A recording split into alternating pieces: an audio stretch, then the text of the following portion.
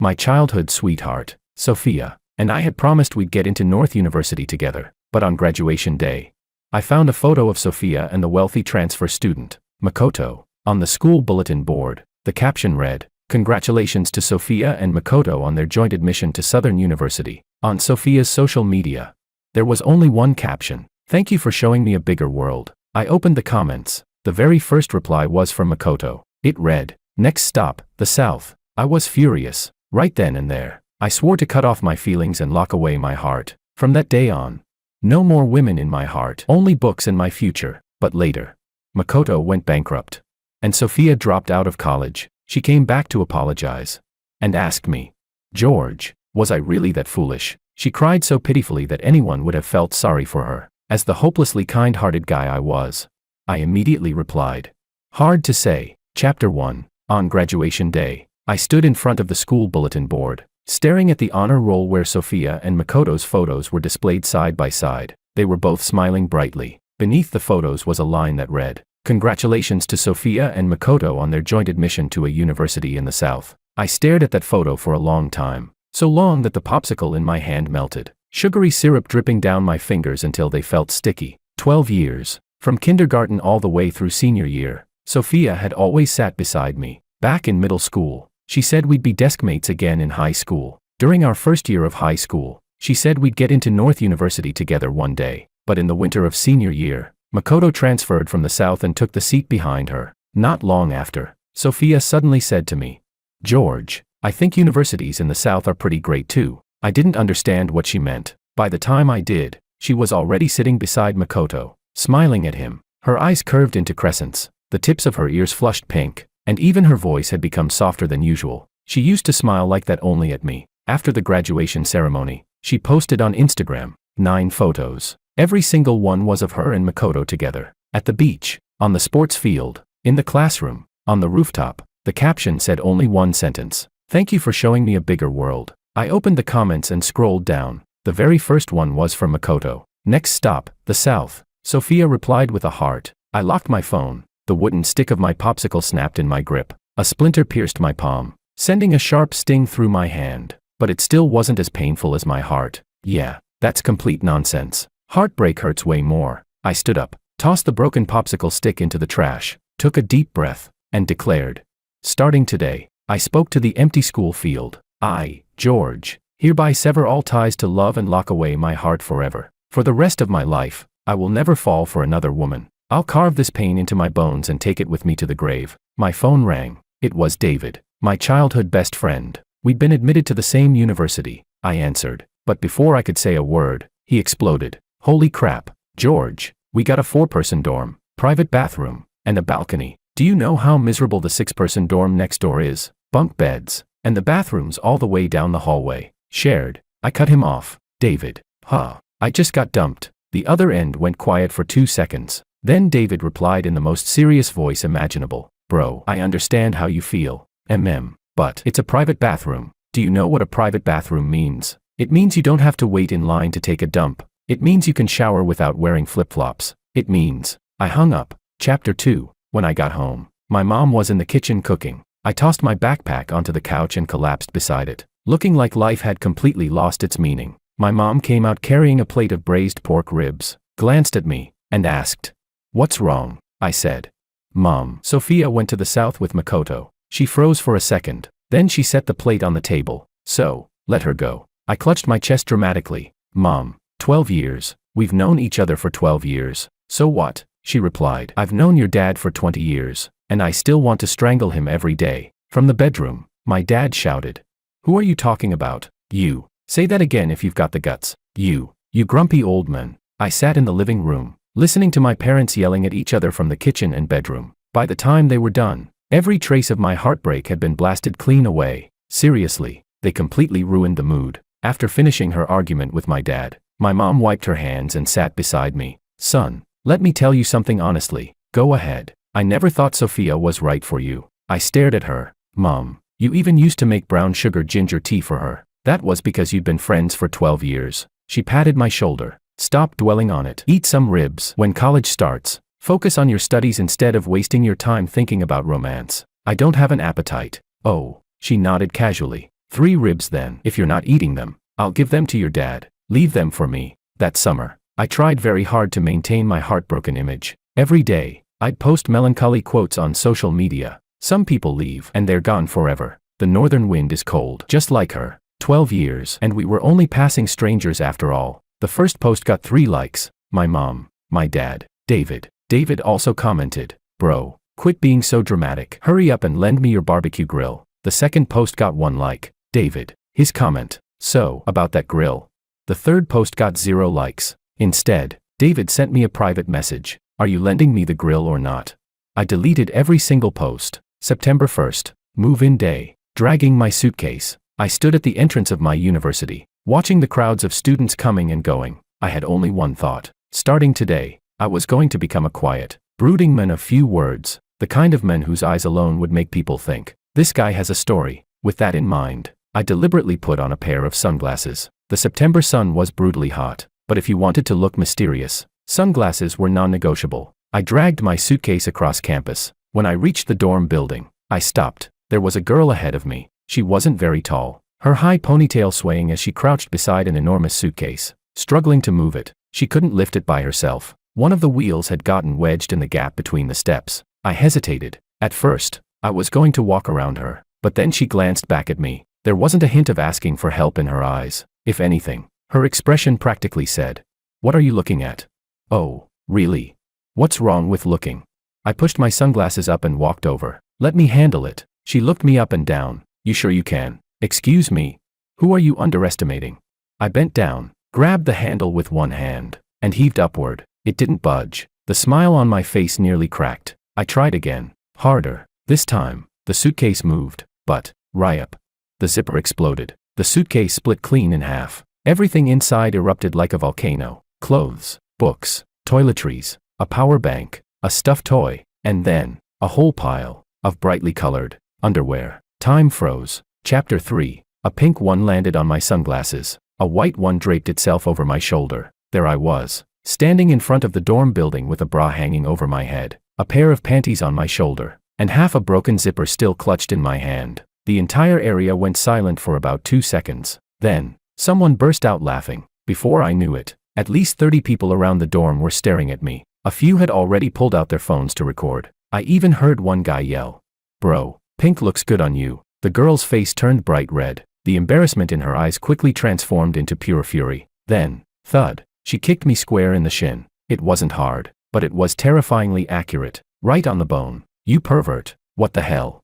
"Wait, it wasn't on purpose." "Oh, yes it was. You've got it all wrong. Why would I ever?" She gritted her teeth. "Why don't you look at what's hanging off your head first?" I reached up and touched it. Pink. Lace trim. A cute little bow. I ripped it off at record speed and hurled it back into the suitcase like I was throwing a live grenade. "It was an accident. Blame the zipper. File a complaint with the manufacturer." She glared at me for 3 full seconds. Then she crouched down and started stuffing everything back into what was left of the suitcase. One item after another. Her ears were so red they looked ready to catch fire. I knelt down to help, but I only dared pick up the books and the power bank. Everything else, I wouldn't have touched with a 10-foot pole. The crowd kept growing. Some people applauded. Some whistled. Others started chanting, "Kiss, kiss." On my very first day of college, I'd planned to become a quiet, mysterious man with a tragic past. Instead, I'd become the biggest joke in the entire dorm. After packing everything up, she hugged the battered suitcase to her chest and stood. She looked back at me. "What's your name?"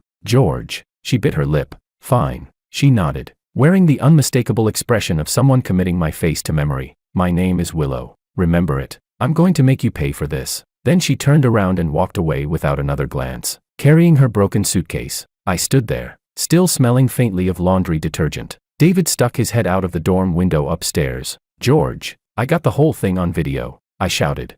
"Delete it." He grinned. "Too late. I already posted it in the class group chat." "David, get down here." "Sorry, I'm busy enjoying our private bathroom. See ya." I remained standing outside the dorm. The sun beat down mercilessly on my head. Behind me, the laughter of those 30 people still hadn't died away. I thought back to the vow I'd made at the school gate just an hour earlier, to become a quiet, brooding man of few words. Hee. Chapter 4. On the 3rd day of military training, I finally confirmed one thing. Willow and I were in the same department. To be more precise, we were in the same school, the same major, and we'd be taking the same classes for the next 4 years. The moment I spotted her standing in formation, every hair on my body stood on end. She saw me too. That look, how do I put it?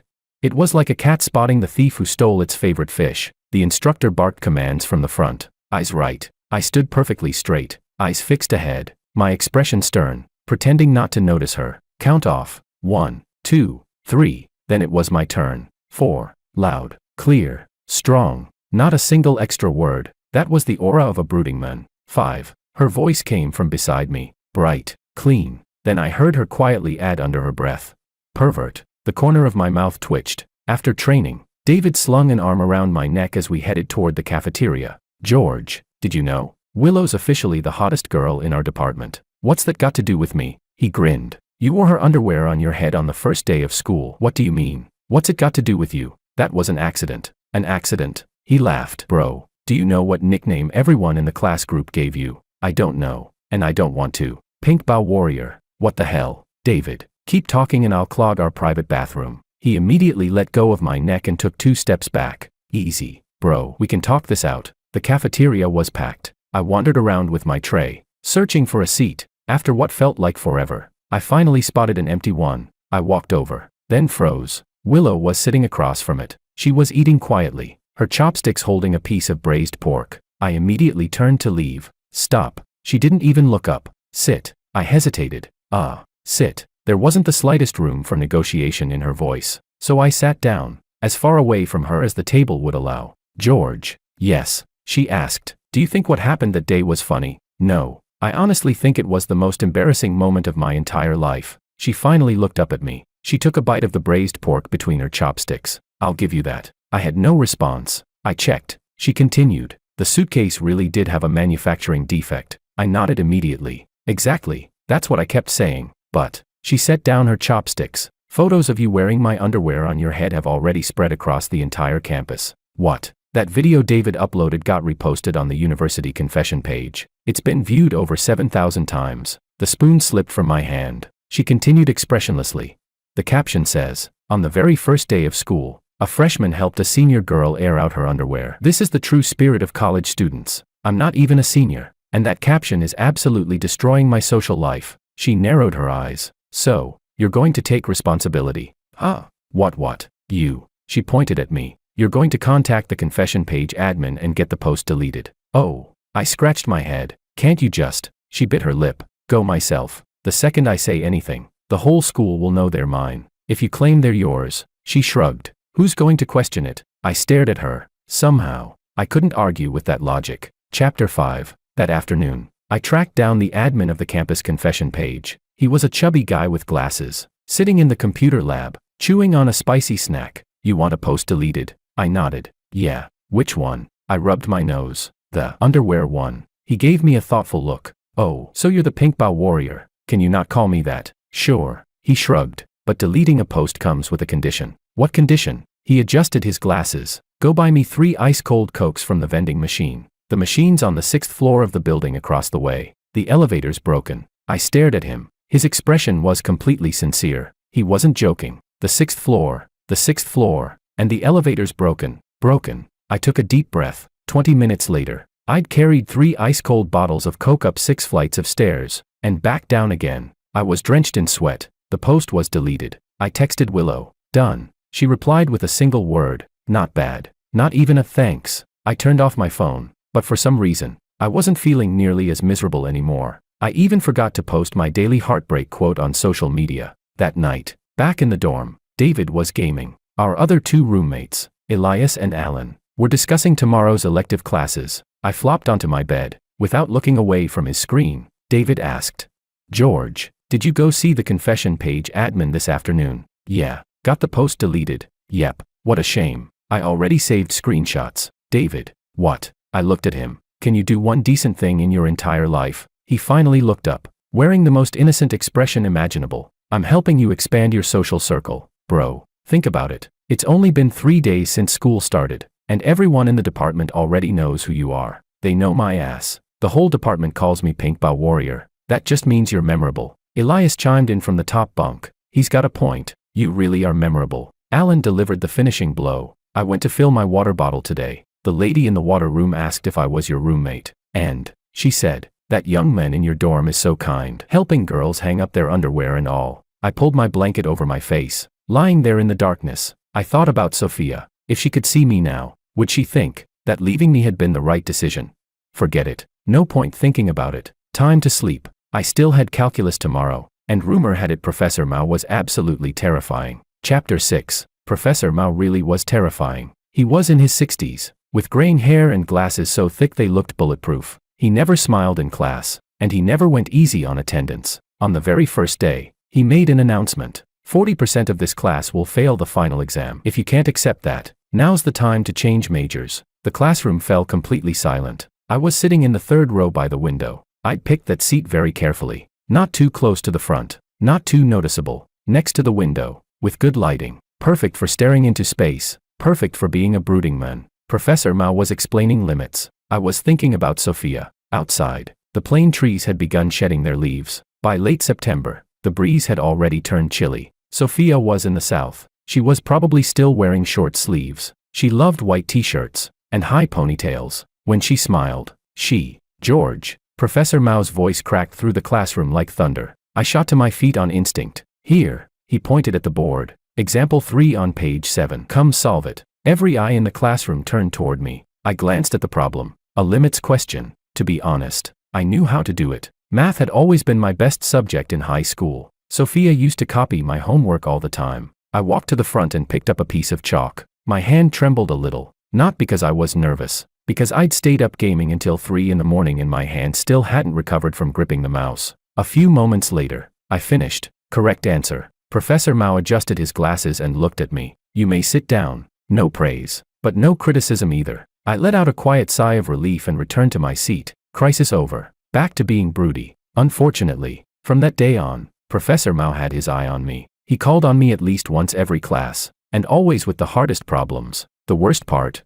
I knew how to solve every single one. For all 3 years of high school, the only way I'd coped with my emotions was by doing math. When Sophia was chatting with Makoto, I was solving problems. When Sophia and Makoto went to the cafeteria together, I stayed in the classroom solving problems. I did that for 3 straight years. I'd worn through my math workbook twice, so the questions Professor Mao threw at me were never particularly difficult. The problem was, I didn't want to be the genius. I wanted to be the brooding underachiever, the kind of guy who leaned against the window, stared at the sky, and contemplated the meaning of life. After class, Professor Mao stopped in front of me. George, you've got a solid foundation in mathematics. It's all right, he asked. Interested in joining the mathematical modeling competition? No. Professor Mao stared at me speechlessly. He adjusted his glasses. I wasn't asking for your opinion. I've already signed you up. Wait, what? Then why did you ask me? Next Wednesday, 2 o'clock in the afternoon, engineering building, room 302, be there for training. With that, he turned around and walked away. His steps were steady. His back radiated absolute determination. He didn't leave me the slightest chance to refuse. I stood there in silence. David walked over and patted me on the shoulder. Congratulations, genius. Get lost. But an even more ridiculous thing happened afterward. Tuesday afternoon. No classes. I went to the library. My objective was simple. Find a quiet corner and become a brooding reader. I chose a seat tucked away beside the last bookshelf on the second floor, a place hardly anyone ever visited. I pulled out 100 Years of Solitude, opened it. Perfect. The mood was just right. Dim lighting, yellowed pages, absolute silence. This was who I was supposed to be. A man so heartbroken that he'd buried himself in literature.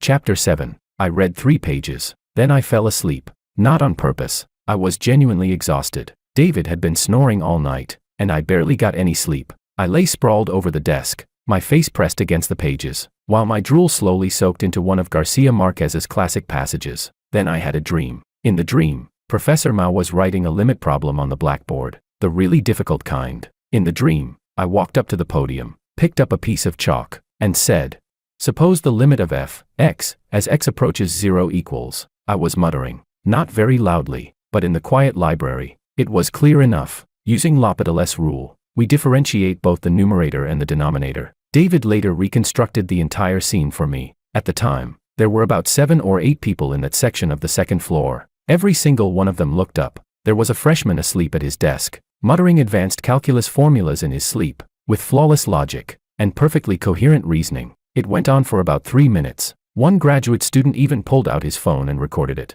The craziest part was, Professor Mao happened to be in the library that afternoon. He'd been on the 3rd floor. After hearing the commotion, he came downstairs to see what was happening. Just in time to hear me solve the final step of the problem in my sleep, I mumbled. Therefore, the limit equals 1/2. Then I rolled over and kept sleeping. Professor Mao stood beside me for 30 seconds, then quietly turned around and left. The next day in class, he announced to everyone, "One of the students in this department solved an advanced calculus limits problem while asleep. I've been teaching for 40 years. This is the first time I've ever seen such a thing." The entire class turned to look at me. I wanted to bury my face in my desk. That video. The graduate student uploaded it to the department group chat. The caption read, "Breaking news. Freshman sleepwalks through a calculus problem in the library. Reincarnated math genius suspected." Within 3 days, it reached over 200,000 views. The top comment read, "So this is what people mean by studying so hard you even do it in your dreams." The second highest comment said, "Wait, isn't this the Pink Bow Warrior? He's talented at everything." I threw my phone onto the bed. Across the room, David was laughing so hard he nearly rolled off his bunk. "George, you've officially become a legend in our department." "A legend? My ass. I just wanted to be an ordinary guy and keep a low profile." He shook his head. "Too late." Then he pointed at my phone. "Look who shared your video." I picked it up. One profile picture immediately caught my eye. Sophia. She had shared the video, without adding a single word, just shared it. I stared at her profile picture for a long time. It had been 3 months. Ever since the college entrance exams ended, she had never contacted me first, and now, she had shared a video of me. What did that mean? Was she paying attention to me? Or had she simply shared it without thinking? My phone buzzed. A new message. It was from Sophia. "How have you been lately?"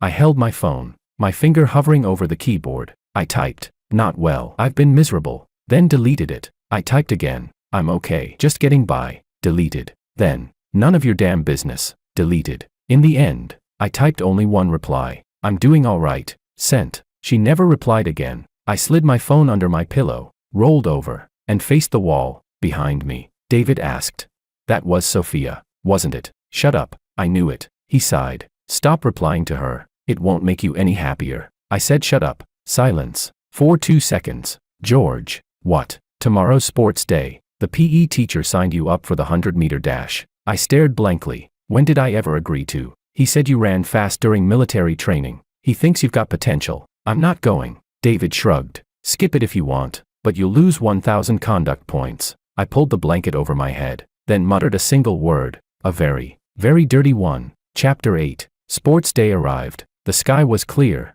the clouds were white, and a cool autumn breeze drifted through the air. The perfect weather to stay in the dorm and sleep. Instead, I was standing on the starting line for the 100-meter dash. I was wearing a white tank top, a pair of athletic shorts, and a pair of track spikes that David had somehow borrowed from me. They were one size too small. My feet were being crushed. "Let's go, George," David yelled from the stands. Beside him, Elias and Alan were holding up a handmade banner. It read, "Pink Bow Warrior never gives up." I immediately turned my head and pretended I hadn't seen it. 8 runners, 8 lanes. I was in lane 6. The guy in lane 7 had calf muscles so defined they were downright depressing. One look and you knew he was a track athlete. During warm-up, he bounced straight up 3 times. Each jump was ridiculously high. My warm-up routine. I stood there and rubbed my eyes. "On your marks." The starter raised the pistol. I bent down into position. The spikes were killing my feet. Set. And then, out of the corner of my eye, I saw it. At the edge of the grass beside the track, a snake, green, thin, slowly slithering, toward lane 6, toward me. Every drop of blood in my body froze within 0.3 of a second. I'd been terrified of snakes ever since I was a kid. The kind of fear that shot straight from the soles of my feet to the top of my head the instant I saw one. Sophia used to laugh at me. She'd tease me for being a 6-foot-tall guy who was scared of a tiny snake. Yeah, it was embarrassing, but I couldn't help it. Bang. The gun fired. Everyone exploded off the line. So did I. But I wasn't running a race. I was running for my life. The snake shot out of the grass behind me far faster than I'd expected. Maybe it had just been basking in the sun. Maybe the gunshot startled it and it instinctively slithered toward the track. But in my eyes, it was chasing me. It wanted me dead. Fear is the greatest fuel in the world. My legs pumped faster than they ever had in my entire life. The spikes didn't hurt anymore. I couldn't feel anything, except the wind, roaring past my ears. The guy in lane 7 stayed beside me for about 30 meters. Then, I left him behind, not gradually, instantly, as if we belonged to completely different worlds. When I crossed the finish line, I couldn't stop my momentum. I stumbled forward and dove headfirst onto the crash mat. The first thing I did was flip over and sit up, frantically whipping my head from side to side. Where's the snake? Where's the snake? Did it follow me? The entire stadium fell silent. Then the announcer's trembling voice echoed through the speakers. Lane 6, George. Time, 10.87 seconds. You've broken the university men's 100-meter record. The previous record, set in 2015, was 11.12 seconds. The stands erupted into deafening cheers. David's voice cut through all the noise. Holy crap, George, since when did you become Usain Bolt? I sat there on the crash mat, gasping for breath, covered in cold sweat. 3 officials hurried over. Student, have you ever trained in sprinting before? And no. Then that acceleration. There was a snake. What? I pointed toward the grass beside the track. All 3 officials turned to look. There was nothing there. The snake had disappeared long ago. They exchanged puzzled glances. Then the head of the physical education department came running over. He was a burly man in his 50s with a stopwatch hanging around his neck, his face glowing with excitement. This student, he grabbed my hand enthusiastically. Would you like to join the university track team? And no. He cut me off. We'll give you excellent benefits. There's a monthly training stipend. I waved my hands. I really don't. And if you win medals, he continued excitedly, the university pays additional cash rewards. David sprinted down from the stands. He wrapped an arm around my shoulders and whispered into my ear. Bro, the stipend's pretty good. How much? $800 a month. I looked at the PE director's eager face, then at David's incredibly punchable grin. After a long pause, I replied, I'll think about it. Chapter 9. The awards ceremony was even more ridiculous. I stood on the podium. A gold medal hung around my neck. The university president personally presented me with the award. Below the stage, phone cameras flashed nonstop. My expression was painfully stiff, because the entire time, I was scanning the bushes around the field, just in case the snake came back. David was filming again. This time he didn't even post it in the class group chat. He uploaded it straight to the university's official TikTok account. The title read, Freshman breaks university's 100-meter record. First words after the race, there's a snake. The comments exploded. Top comment, he wasn't running that fast. He was running for his life. Second place, now that's what you call a race against death. Third place, the snake's probably thinking, I made you famous, and this is how you repay me. After reading the comments back in the dorm, I quietly opened Sophia's social media. Her latest post was from 2 days ago. She and Makoto were standing on a beach in the south. Their shadows stretched long across the sand. Caption, Autumn is here. I stared at the photo for a long time, then backed out. No like, no comment. I tossed my phone onto my pillow. David, yeah, I'll join the track team. He nodded. That's more like it. I added. But if you secretly film me again, I'm throwing your phone into the toilet. Got it, bro. He immediately raised his phone and snapped another picture. I chased him around the dorm 3 times. The entire building heard him screaming. By mid-October, the weather had turned cold. Autumn in the north arrived without warning. You needed a jacket in the morning and evening, but short sleeves were still enough at noon. Track practice officially began. 3 afternoons a week, starting at 4 o'clock. Sprinting, stretching, strength training. The coach was a retired athlete in his early 30s. During my first practice, he watched me run a 400-meter lap, then shook his head. Your running form is a complete mess, but your stride frequency is elite. He explained.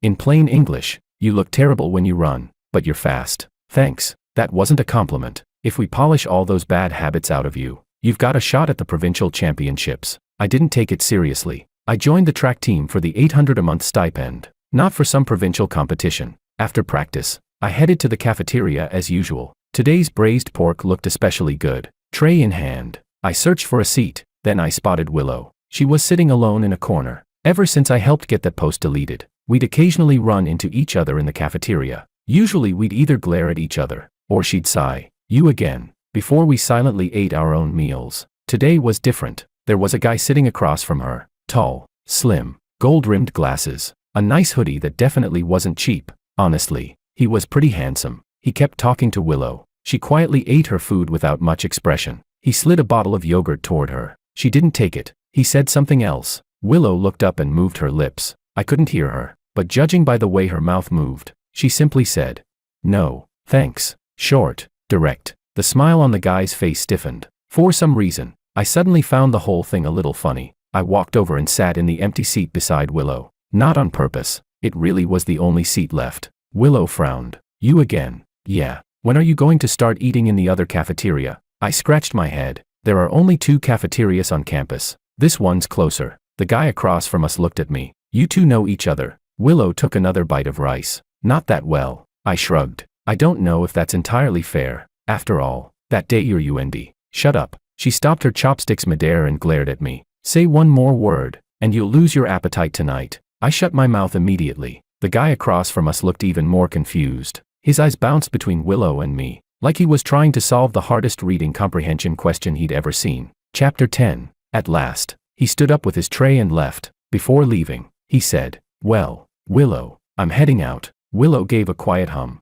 She didn't even look up. I watched the guy's back as he walked away. One of your admirers. What's it to you? Oh. I lowered my head and kept eating. After a couple of bites, she suddenly asked, Finished training today? Yeah. I heard you broke the school record. Yeah. Because of a snake. I was speechless. Who told you that? The whole campus knows. The corner of her mouth twitched. She was trying very hard to hold it back, but I saw it. She was suppressing a laugh. Can you not laugh? I'm not laughing. The corners of your mouth are curling up. You're seeing things. She lowered her head and continued eating. The tips of her ears were slightly red. Maybe the cafeteria was just too warm. That night, I was lying in bed, scrolling through my phone. Sophia had posted another update. This time it wasn't a photo of herself. It was a picture of a tree, bare branches beneath a streetlight. The caption read, So tired. There was no location, no Makoto. I stared at those 2 words for a long time. Tired of what? Tired because of what?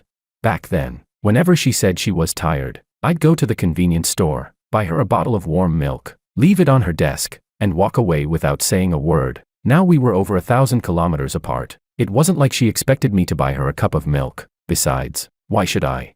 She chose this path. I typed out a comment, deleted it, typed it again, deleted it again. In the end, I didn't post anything. Looking at Sophia's posts again, David's voice drifted over from the opposite bunk. No, David snorted. Come on, man. Your screen's reflecting everything. I saw it. I had no comeback. He said, Bro, let me give you some honest advice. He rolled over to face me. In the darkness, I couldn't make out his expression. Even if you win her back, things will never be the same. I know. If you know, then stop looking. I wasn't looking. Sure, you weren't looking. He rolled back over. 10 seconds later. George. What? Your mom called earlier. You weren't around. So I answered it. My heart skipped a beat. What did you tell her? She asked if you had a girlfriend. What did you say? I told her you've got several girls around you. David. Hey, relax. Your mom was thrilled. She said she's sending you 2 boxes of apples. I gritted my teeth. I don't need apples. I need you to shut up. They'll be here tomorrow. Fresh ones. I hurled my pillow at him. He caught it, then hugged it, rolled over, and kept it. One of these days, I swear I'm hanging this guy from the dorm roof to dry. Chapter 11. November arrived. The apples really did show up. 2 boxes. I couldn't finish them by myself, so I gave 1 box to the dorm next door. The other box was wiped out by David, Elias, and Alan in 3 days. I got 2. Just 2. Seriously, you guys couldn't have left me at least 4. David took another bite of an apple. Didn't you say apples represent your mom's love? Love is meant to be shared. When did I ever say that? In your dreams. For crying out loud. Before I had even recovered from the apple incident. My mom called again. Son, yeah, your roommate said you've got several girls around you. He's making it up. Don't lie to your mother. I'm not against you dating. It's just what? She said. I've set up a blind date for you. The remote control slipped right out of my hand. Mom, I'm only a freshman. She cut me off. Your second aunt's son started dating as a freshman. His kid can already buy soy sauce. I let out a sigh. That's because cousin from second aunt's family. Never mind. I don't even want to explain. She continued. It's at the cafe in the shopping mall near your university. This Saturday at 2 in the afternoon. The girl's your dad's old comrade's daughter. She's a wonderful girl. And she's beautiful too. Mom, I'm really not interested. If you don't go, I'm cutting off your allowance. Click. She hung up. I sat on my bed. The vein on my forehead twitched twice. David poked his head over. You're going on a blind date. Don't come any closer. He grinned. Bro, this is a good thing. Look at you. You've been walking around every day looking like your girlfriend died. Well, more like your ex ran off with someone else. Close enough. Anyway, it's time you moved on. I don't need a blind date, but you do need your allowance. He had a point. I couldn't argue with that. Saturday, 1:50 p.m. I deliberately put on the most ordinary hoodie. The most ordinary pair of jeans. and the most ordinary sneakers. Mission: make it obvious at first glance that I didn't want to be there. When I walked into the cafe, a girl was already sitting in the corner. She had short hair, an oval face, and was wearing a light blue sweater while looking at her phone. I walked over. "Hi, I'm George." She looked up. You're George." "That's right." She gave me a quick once-over. "Have a seat." I sat down. The server came over. I ordered an Americano. She ordered a latte. Then, silence. The textbook kind of awkward. After a while, I asked, "So, you're..." Before I could finish, the cafe door swung open. Someone walked in. A high ponytail. Light, crisp footsteps. I turned around. Willow. The moment she saw me, she stopped in her tracks. Then she noticed the girl sitting across from me. Her expression changed, from confusion to utter shock. "Freya." The girl across from me froze too. "Willow, what are you doing?" Willow tilted her head. "Weren't you coming here for a blind date today?" "I came to be your wingwoman." My brain froze. Wait a second. The girl across from me, Freya, was Willow's friend. And Willow had come to coach her friend through the blind date. And I was the guy she was meeting. The three of us looked at one another. An utterly suffocating awkwardness filled the air. Chapter 12. Willow was the first to recover. She slowly turned to look at me. Her eyes said one thing. "What on earth are you doing?" "I didn't want to come either," I said. "Then why are you here?" "My mom made me." "George, do you even hear yourself?" Scratching my head awkwardly, I said.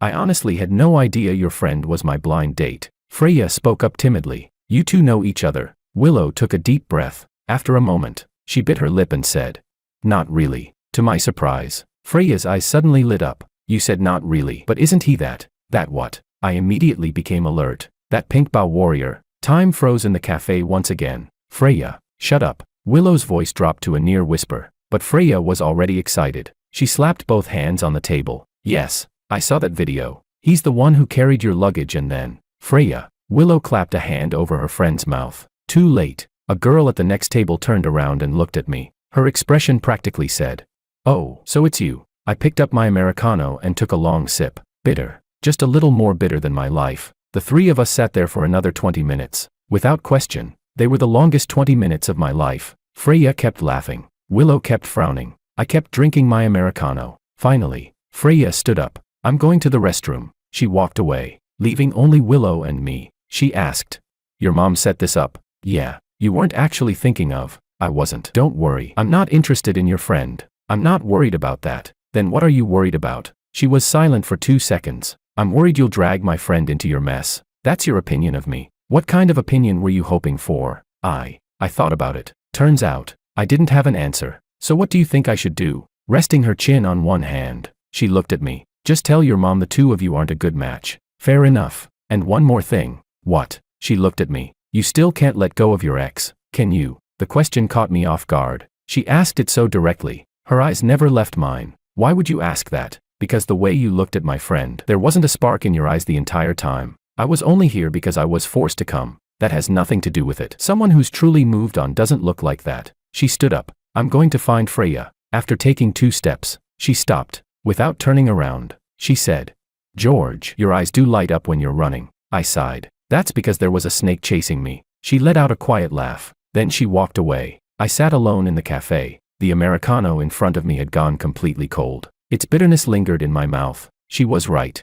I still hadn't let go, but I didn't know what I was actually holding on to. Was it Sophia? Or was it 12 years of habit? My phone vibrated. I looked down. A message from Sophia. "George, something happened to Makoto's family. I might have to go back north for a while." My fingers tightened around my phone. Outside the window, sunlight struck the coffee cup, reflecting a small patch of blinding white. I didn't reply. I turned the phone over. Leaving the screen face down, I watched the people passing by outside. My thoughts were a mess. What was coming would come eventually. I just wasn't sure I was ready for it. Chapter 13. I didn't tell anyone that Sophia was coming back, but somehow, David got the news through one of his mysterious information channels. One night after training, I had just taken off my shoes when he spoke from the top bunk in an eerie voice. "So, I heard Sophia's coming back." I froze halfway through taking off my socks. "Who told you that?" "Someone mentioned it in your high school class group chat." "You muted the group, remember?" "I didn't." I looked up at him. "Why are you even in my high school class group?" "You forgot. Senior year, you had me pass notes to Sophia. I added a bunch of people from your class, and later they invited me into the group." That was 2 years ago. Why haven't you left yet? Because that's where all the gossip is. Bro, I only found out Vale and Cammy broke up because of that group. I rolled my socks into a ball and threw them. They landed about 8 inches from his face. I was showing mercy. So, he asked, what happened to Makoto? No idea. You didn't ask Sophia? No. She messaged you? Yeah. And you didn't reply? I replied with David leaned over the edge of the bunk and looked at me as if I were terminally ill. Bro, you're hopeless. How am I hopeless? He said. A girl goes out of her way to message you, and all you send back is Are you having a conversation or sending Morse code? I sighed. I just didn't know what to say. Then don't say anything. Just don't sit there overthinking it. He pulled his head back. A few seconds later, George, what now? If she really comes back, what are you going to do? I lay on my bed, staring at the ceiling. There was a tiny crack running across it. It twisted from the light fixture all the way toward the window. I'm not going to do anything. You sure? Yeah, good. He rolled over. The bed frame creaked. Then I can stop worrying. What were you worried about? He chuckled. I was afraid you'd do something stupid on impulse. I didn't answer. To be honest, he wasn't wrong. My head was running a little hot, but not because of Sophia. It was because, for the first time, I realized I'd actually changed over the past few months. Not because I looked better. Not because I'd gotten stronger. It was something in my mindset. Back then, I thought Sophia leaving meant my world had fallen apart, but it hadn't. The sun still rose every morning. The braised pork in the cafeteria tasted exactly the same. David was still just as punchable. Willow was still just as sharp-tongued. Professor Mao still called on me every single class. I went to class. I trained. I ate. Without Sophia in my life, I was doing just fine. That realization scared me a little, because I'd spent all this time telling myself I was someone who'd been abandoned. If even I no longer thought I was miserable, then what had all that heartbreak been? Was I just acting? I rolled over. Forget it. I had calculus tomorrow. The next morning, Professor Mao was lecturing on Taylor expansions. The entire class looked half asleep. I was the only one paying attention. Not because I loved studying, but because the moment Professor Mao caught someone zoning out, he'd call on them, and I was always his first choice. After class, he called me into the hallway. I read your paper for the mathematical modeling preliminary. I rubbed my nose awkwardly. Oh, that. I kind of just threw it together. It won the provincial second prize. What? Professor Mao nodded. The results will be released tomorrow. Your modeling approach was excellent. I've left comments on a few sections. Revise them when you get back and aim for the national competition. I stared at him in disbelief. Professor Mao, I really wasn't planning to. Whether you plan to or not doesn't matter. He looked at me seriously through his glasses. If you're capable of doing something but choose not to, that's called wasting your talent. Chapter 14. He walked away. I stood there in the hallway, holding the paper that was covered with Professor Mao's handwritten notes. Provincial second prize. Second prize in the provincial mathematical modeling competition. As a freshman, I'd always thought I was just an ordinary guy. So ordinary that my only defining trait was being Sophia's childhood sweetheart. But after Sophia left, it felt like I'd become someone who no longer needed to rely on anyone else. When I got back to the dorm, David had already spread the news throughout the entire department. George, provincial second prize. That scholarship is basically yours this semester. Elias applauded from the top bunk. Alan dug out a bag of spicy strips to celebrate. David threw an arm around my shoulders and insisted on treating me to barbecue. You're paying. He grinned. You pay. I'll treat. I stared at him. That's me treating. Details don't matter. Come on. That night, the four of us were at the barbecue stand outside the university's north gate. We went through a whole case of beer. David got drunk and wrapped an arm around me. Bro, you're so damn handsome. Elias got drunk and fell asleep on the table, snoring. Alan got drunk, squatted by the roadside, and called his mom to tell her he missed home. I wasn't drunk. I'd always had a high tolerance for alcohol. I sat on a plastic stool, holding a bottle of beer that was no longer cold. The streetlights glowed overhead. The lively sounds of the night surrounded us. I pulled out my phone. Sophia's profile picture sat quietly in my chat list. She still hadn't told me exactly when she'd be back, but I already knew. This time, I wasn't going to chase after her anymore. Not because I didn't like her. Not because I hated her. It was because I'd finally realized that my world didn't revolve around her. My phone vibrated. It wasn't Sophia. It was Willow. Where are you guys drinking? The barbecue stand by the north gate. Are you free tomorrow afternoon? I need a favor. Help me move a bookshelf. Why don't you ask that admirer of yours? No, I want you to do it. Fine. 2 o'clock. Meet me downstairs outside the girls' dorm. Not upstairs. You want to come upstairs? Not really. Then downstairs it is. I put my phone away. Before I knew it, the corners of my mouth had lifted. Then I took a sip of beer and forced the smile back down. No, I was supposed to look heartbroken, but the smile came back anyway. Forget it. I couldn't be bothered anymore. Early December. The first snow fell in the north. Sophia came back. She didn't tell me beforehand. I saw her at the cafe by the university gate, the same one where I'd gone on that blind date. That afternoon, after helping Willow move the bookshelf, I happened to walk past the cafe. I glanced through the window. Just one glance. She was sitting by the window. She'd lost weight, noticeably so. Her jawline was sharper. Her cheekbones were more pronounced. She wore a gray coat. Her hair was down, resting over her shoulders. A cup of coffee sat untouched in front of her. She stared out the window, her gaze unfocused. I stood outside. She didn't see me, or maybe she did, and simply didn't recognize me. I stood there for about 10 seconds. Then I turned around and walked away.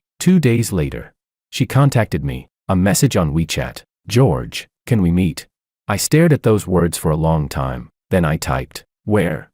She replied, the park outside the university. The usual place. The usual place. The park we'd always gone to in high school. There was a row of benches there. We sat there eating popsicles in the summer. We sat there breathing clouds of white in the winter. Whenever she talked about the future, that was where she liked to sit. I went. Chapter 15. 3 o'clock in the afternoon. The sun barely showed through. Thick clouds covered the sky. There wasn't much wind. Half the snow had already melted, leaving the ground damp. Sophia was sitting on the far left bench, just like she used to in high school. I walked over, sat down beside her, leaving the space of one person between us. She didn't speak first, neither did I. About a minute passed in silence. You've lost weight, I said. Yeah. What about Makoto? She lowered her head. Her fingers twisted the sleeve of her coat. My dad's business ran into trouble. His family owes a lot of money now. He dropped out. Dropped out. She nodded. He went back to his hometown to help his dad deal with everything. I stayed silent. He told me we should spend some time apart until he got things sorted out.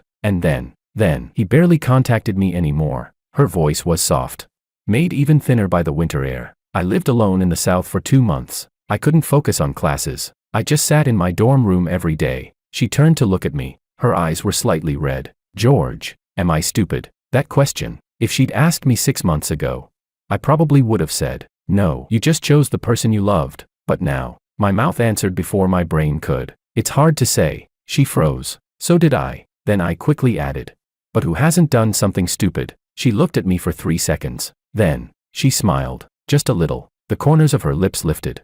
Then fell again. You've changed.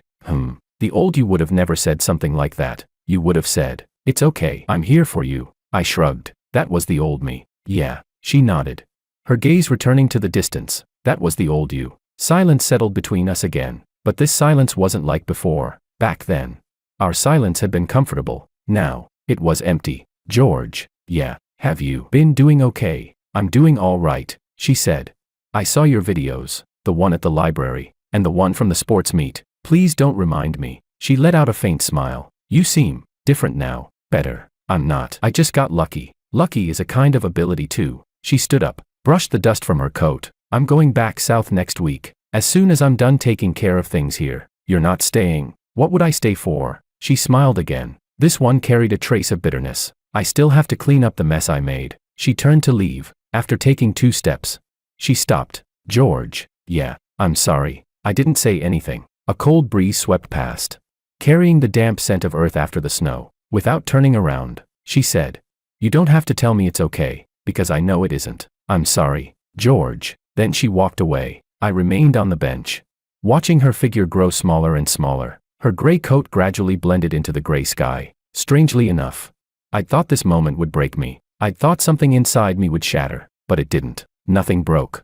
Instead, it felt as though something had finally settled. Heavy, solid, at peace. My phone buzzed. A message from David. Where are you? Professor Mao's looking for you. The list for the national competition is out. He wants you in his office. I stood up, brushed the half-melted snow from my pants, replied, on my way. Then I turned toward campus, without looking back. This time, I truly didn't look back. Chapter 16. The national competition team was finalized. 3 people per team. Me, Elias, and a senior from the School of Mathematics I'd never met. Professor Mao would be our advisor. The competition was scheduled for mid-January, before winter break. That meant the next month would be packed with intensive training, competition prep, and final exam review, all at the same time. Every day was filled to the brim. Classes started at 8 every morning. Track practice at 4 every afternoon. Competition prep from 7 to 11 every night. No weekends off. I finally understood what Sophia had meant when she said, "So tired," but unlike her,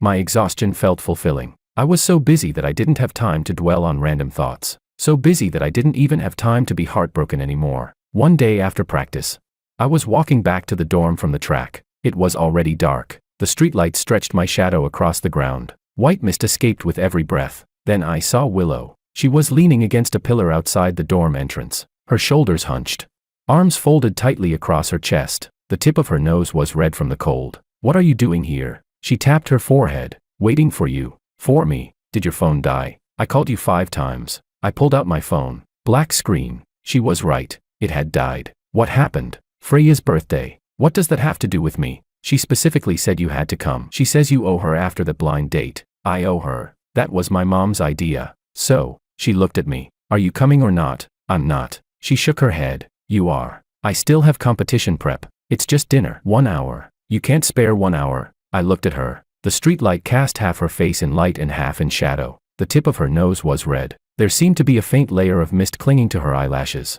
I sighed. "Fine. Go change. I'll meet you downstairs in 10 minutes. She turned and walked away. After 3 steps, she looked back. "Dress nicely." "Why?" She answered. "I'm tired of looking at you dressed like a slob." Then she left. I stood there. Those 2 words, "dress nicely," echoing in my head. I went upstairs and spent 15 minutes digging through my closet. In the end, I put on a black turtleneck sweater and a pair of dark pants. I checked myself in the mirror. Not bad. David leaned down from the top bunk. "Ooh, going on a date?" "No." "Freya's birthday." "Oh, you invite me?" "No." "Why not?" "Because you talk too much." "Bro, you really hurt my feelings." "You have feelings." He disappeared back onto his bed. The hot pot restaurant. A table for 4. Freya, Willow, me, and one of Freya's classmates, a guy wearing a baseball cap. Halfway through the meal, Freya suddenly asked, "George, did you meet up with Sophia recently?" My chopsticks froze halfway to the pot. "Who told you that?" Freya looked completely innocent. "People were talking about it in your high school class group." "Your high school class really loves gossip." I looked at her. "Why are you in our class group?" "Your roommate invited me." "David." This wasn't the first time I'd wanted to strangle him. Beside me,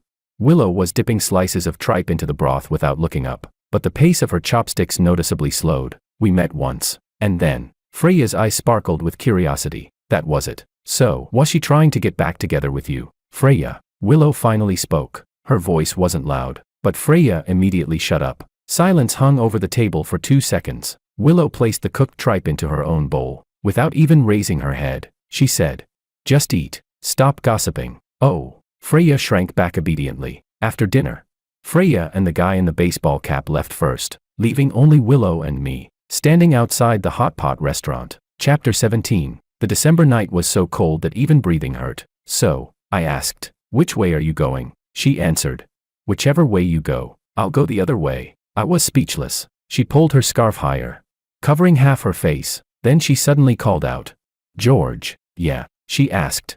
"Have you finally let go?" I didn't answer right away. Instead, I looked up at the sky. There were no stars. The clouds were too thick. "I think so." "You think?" "Yeah, I think I have." "You're not even sure yourself," I said. "Some things aren't like flipping a switch, but I do know one thing. I'm not going back." She looked at me for a few seconds. Then she nodded. "That's good." She turned and started walking in the opposite direction. After a few steps, I called out, "Willow." She stopped, but she didn't turn around. "Thanks." "For what?" "Thanks for always." Willow cut me off. "If you're about to say something sentimental, I'm leaving right now." I smiled. "Thanks for not letting me successfully become a gloomy, brooding guy." She still didn't turn around, but I saw her shoulders move slightly. She was probably laughing. Then she said, "You never would have pulled it off anyway," and she walked away. I stood outside the hot pot restaurant. The taste of the spicy broth still lingered in my mouth. Hot, numbing. The warmth spread from my lips all the way into my chest. For a brief moment, I suddenly wanted to sprint, the way I did in the final stretch of a 100-meter race, but I didn't. I shoved my hands into my pockets and walked back toward the dorm. The wind cut across my face, icy and biting, but for some reason, I couldn't stop the corners of my mouth from lifting. Chapter 18. January. The national competition came to an end. Our team won the national second prize. Professor Mao treated us to Peking duck. It was the first time in my life I had ever seen him smile during a meal. The winter training camp for the track and field team also ended. Coach said the provincial championship would be held in March and reminded us not to stop training during the winter break. Final exams arrived. I scored 93 in calculus, second in the entire faculty. David failed English. He had to take the makeup exam. I went home for winter break. When my mom saw my report card, she was so happy that she made 2 extra dishes for dinner. My dad stared at my certificates for a few seconds. Then, without saying a word, he poured 2 glasses of baijiu, one for himself, one for me. We clinked glasses. Neither of us said a word. My mom wiped away her tears and murmured, "My son has really made it, Mom. I only won a provincial second prize and a national second prize. That's already making it. Just look at your friend David. He failed English." I frowned. "Don't say that. David's a good guy. Weren't you just saying the other day that he talks too much?" She waved her hand. "He does talk too much, but he's still a good kid." Everything at home was just as it always was during the Lunar New Year. On New Year's Eve, the 3 of us sat in front of the TV watching the Spring Festival Gala. Mom cracked sunflower seeds. Dad struggled to stay awake. I scrolled through social media on my phone. Sophia had posted something. It was a photo taken from a window. The neon lights of the southern city shimmered across the rain. The caption read, "Happy New Year." I gave it a like. I didn't leave a comment. Then I kept scrolling. Willow had posted something too. It was a picture of her cat, a chubby orange tabby, round as a ball, sprawled across the couch with an annoyed expression. The caption read, "This cat is off duty. Do not disturb." I looked at it 3 times, then closed the app, without liking it. 10 minutes later, I opened it again, liked it, unliked it, then liked it again. My dad cracked one eye open. "Still half asleep.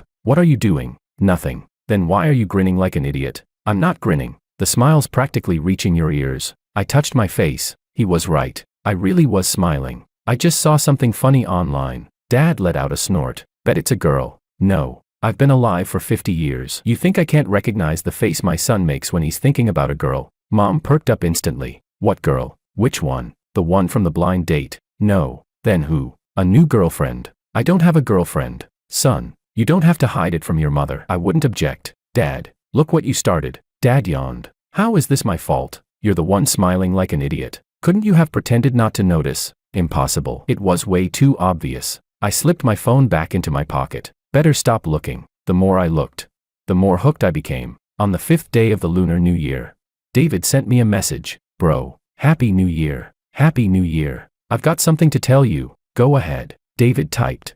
"Willow sent me a New Year's red envelope." I replied. "And what does that have to do with me?" He answered almost instantly. "Because she wrote this in the note. Please thank George for taking such good care of me this semester." Chapter 19. I stared at that message. My heart skipped a beat. "What do you mean? Taking care of her? What exactly did I do for her?" David replied. "Helping her move her luggage, deleting those posts, moving her bookshelf, going to her friend's birthday. You count them yourself. Those were what? I was forced into it." "Yeah, forced into it. You were forced for an entire semester." I replied with nothing but a string of periods. "Bro, aren't you going to send her something in return?" I blinked. "Like what?" "You're asking me. You're the one involved here." I sat on my bed thinking for a long time. Then I sent Willow a message. "Happy New Year." She replied instantly. "Happy New Year." Then, she asked, "When are you coming back to campus?" "February 16th. Let me know when you get here." "Why?" "Help me move that bookshelf again. I don't think it's in the right spot." "Can't you move it yourself?" "No, it's too heavy." I sighed. "Last semester you said you couldn't move it and asked me this semester again. So, are you coming or not?" "Yeah." After sending that message, I laid my phone on my chest and stared at the ceiling. Then, "I am never falling in love for the rest of my life." I declared it to the empty room, firmly, resolutely. My phone vibrated again. Willow had sent me a photo. Her chubby orange tabby. One paw rested on the windowsill as it stared at the snow outside. The caption read, "It says it misses you." A second message followed immediately. "The cat said that, not me." I looked at the messages. The corners of my mouth stretched from ear to ear. The vow I'd made just moments ago was dead on arrival. Fireworks crackled outside the window. Their colorful flashes danced across the ceiling. I picked up my phone and typed, "Give it a pat for me." Sent. Then I pulled the blanket over my head. For some reason, my heart was pounding so hard it felt like it had climbed into my throat. It was unbearably warm under the blanket, but I couldn't help laughing. Never falling in love again. "George, wake up. You're already done for."